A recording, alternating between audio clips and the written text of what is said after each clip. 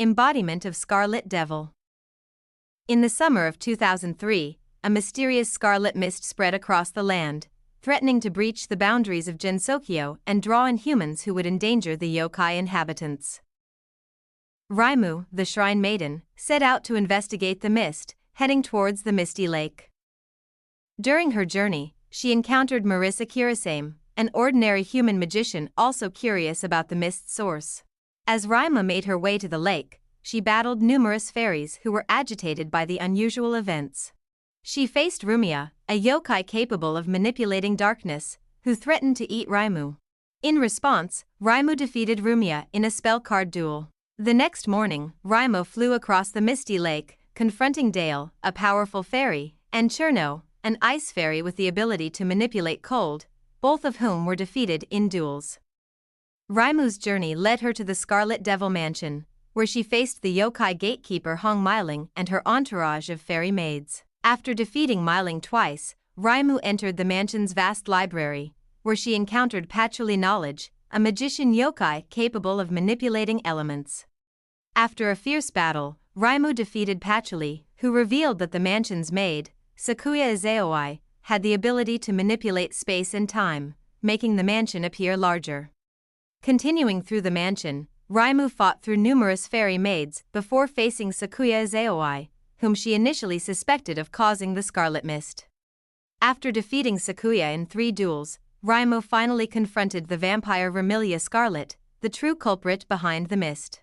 Vermilia sought to block out the sun with the Scarlet Mist to roam Gensokyo without fear of sunlight. A fierce Danmaku battle ensued under a blood-red moon, ending with Raimu's victory over Vermilia. In the aftermath, Raimu and Marisa relaxed at the shrine, only for Vermilia to appear for a visit. Days later, a mysterious rain confined to the mansion alerted them to a new problem. They discovered that Patchouli had been causing the rain to keep Vermilia's younger sister, Flandra Scarlet, in check. Flandra, a chaotic vampire with the ability to destroy anything, had not left the mansion for 495 years due to her dangerous powers and unpredictable personality. Desiring to play, Flandra attacked with her flaming sword, the Levitian. After a taxing battle, Raimu emerged victorious, promising Flandra they would play again. With Flandra's defeat, the Scarlet Mist incident came to an end, restoring peace to Gensokyo. Perfect cherry blossom. In the summer of the following year, Gensokyo was still blanketed with snow, prompting Raimu to investigate the cause of the endless cold. She set off towards the source of the winter winds, while Marisa, noticing cherry tree petals fluttering in the snow, followed the sakura petals. Sakuya also embarked on a journey, concerned about the mansion's dwindling firewood and coffee beans, which would soon become an issue for Vermilia. During her quest, Raimu encountered Cherno, who briefly fought her without explanation, confirming she wasn't behind the eternal winter. Raimu continued her journey and met Letty Whiterock, a Yukiona yokai who could strengthen existing winter conditions. Suspecting Letty's involvement, Raimu engaged her in a spell card duel, swiftly defeating her but finding no end to the winter. Raimu then traveled to Meiohaiga, an abandoned village inhabited mainly by cats, where she faced Chen, a Bekaniko yokai with sorcery abilities.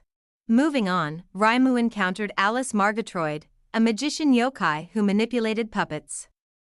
After 3 battles, Alice provided a lead. The source of the stolen spring was above the clouds. Raimu fought through waves of spinning enemies and encountered Lily White, a fairy who announced spring's arrival but attacked in her excitement. Defeating Lily, Raimu reached the barrier of life and death separating the netherworld from Gensokyo. There, she faced one of the Prism River sisters, Lyrica, Merlin, or Lunasa, in a fierce 3-on-1 battle. After defeating them, she discovered she could fly over the barrier, entering the netherworld. In the netherworld, Raimu fought spirits and encountered Yomu Konpaku, a half-human, half-phantom gardener with sword techniques. Yomu threatened to take all the spring Raimu had gathered, leading to a spell card duel. After defeating Yomu, Raimu learned the spring was key to awakening the Seiju Ayakashi, a yokai sakura tree that drained life energy. Defeating Yomu again, Raimu met her master, Yuko Seijuji, a ghost princess who could manipulate death. Yuko had gathered spring to awaken the tree, unaware it would kill her. After a spell card battle, Yuko's seal on the tree broke, releasing her soul. Raimu defeated the tree, sealing it away and restoring spring. Days later, spirits still roamed Jinsokyo. Yomu mentioned Yukari, who was supposed to fix the border between the netherworld and the mortal world. Raimu, Marissa, and Sakuya decided who would handle the issue, and Raimu set off again. She defeated a stronger Chen and encountered Chen's master, Ran, a Shikigami yokai. After defeating Ran, Raimu was told to come at night to meet her master. At night, Raimu faced Ran again, swiftly defeating her before meeting Yukari Yakumo, a powerful sage yokai who could manipulate boundaries. Yukari and Raimu engaged in a spell card battle, after which Yukari promised to repair the barrier of life and death. However, later works revealed Yukari likely never did this, resulting in frequent phantom leaks.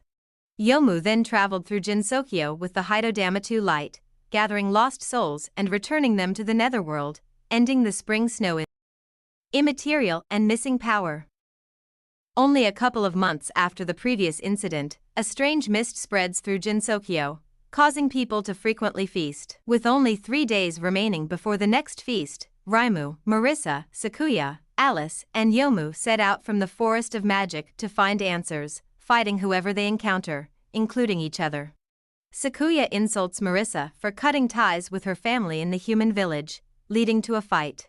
Raimu later suspects Yomu, resulting in a battle between Raimu and Yomu.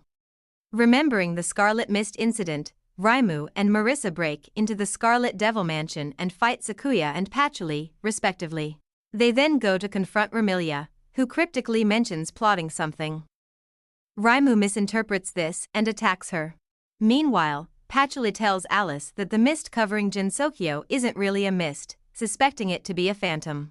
Alice seeks out Yomu, who explains that such a large mist would be the spirit of Jinsokyo itself, leading to a fight between Alice and Yomu to help Alice understand phantoms better. Patchouli's route has some inconsistencies, such as her fighting Marissa at the Scarlet Devil mansion while Raimu and Marissa fight at the shrine simultaneously. She also fights Sakuya at the mansion while Alice fights Sakuya in the Forest of Magic, possibly explained by Sakuya's ability to stop time. Patchouli seems to enjoy rematches, fighting Marissa and Alice multiple times on different days and times. Patchouli and Sakuya fight Yomu together, moving between the Netherworld and the Scarlet Devil mansion, likely using Sakuya's ability to manipulate space. After Sakuya fights Raimu, she teams up with Patchouli to fight Yuyuko. Remilia roams Jinsokyo, beating up people and claiming she'll be the star of the upcoming feast. Yuko steals tea from the Hakuryai shrine, while Yukari flies around during the feast day, stealing alcohol from various characters. Yukari meets the newcomer Saweka and plans to blame the missing alcohol on her. Yukari shows up uninvited at the Hakuryai shrine during the feast night, leading to a 2-hour battle involving Raimu, Marissa, Sakuya, Alice, Patchouli, Yomu, Remilia, and Yuko. Yukari is defeated and reveals Suka Ibuki, an Oni with the ability to manipulate density, as the cause of the mist. Suka also wields the Ibuki gourd, a magical item that turns water into sake and refills itself by gathering leftover sake. Suka's appearance in Jinsokyo is due to her being upset that the long winter from the spring snow incident shortened the spring flower viewing festival season, prompting her to influence everyone to party as much as possible. Ultimately, Suka is defeated in battle by all the heroines, but she respects Raimu for being straightforward and honest. Suka decides to stop her schemes and begins regularly visiting the Hakuryai shrine to cause a ruckus. Meanwhile, Patchouli starts a tradition of Setsubun to keep Oni out, bringing an end to the night parade of 100 Oni. Imperishable Night.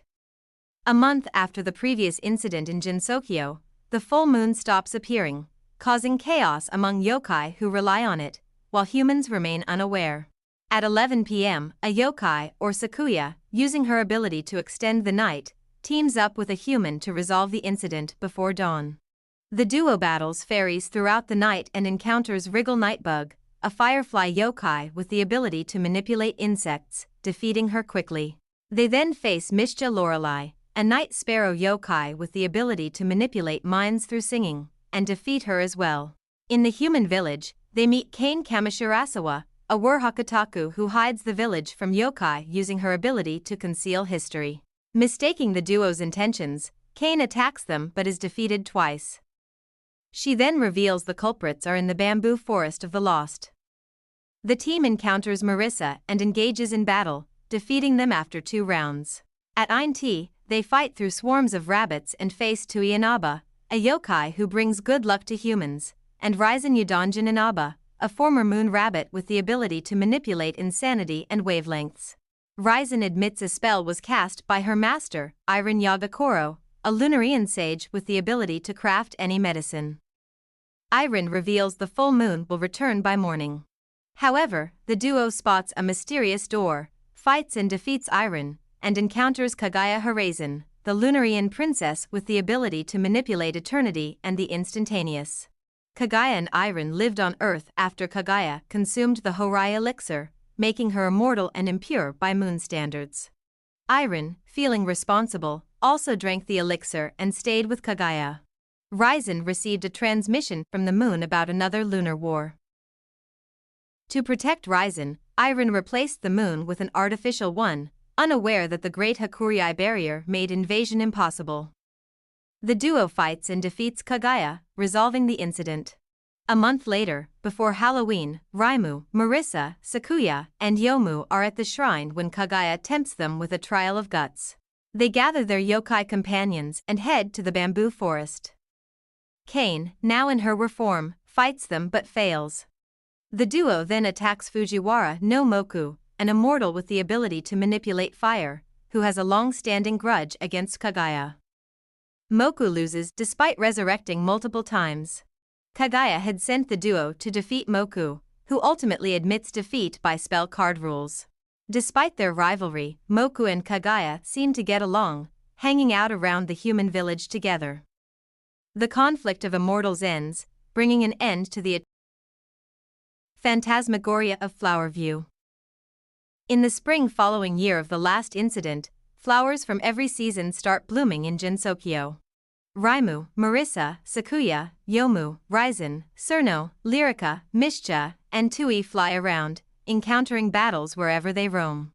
Newcomers include Aya Shimimaru, a crow tengu with the ability to manipulate wind, medicine melancholy, a doll yokai who can manipulate poison and seeks to liberate all dolls, and Yuka Kazami, a powerful yokai who can manipulate flowers and is suspected by many.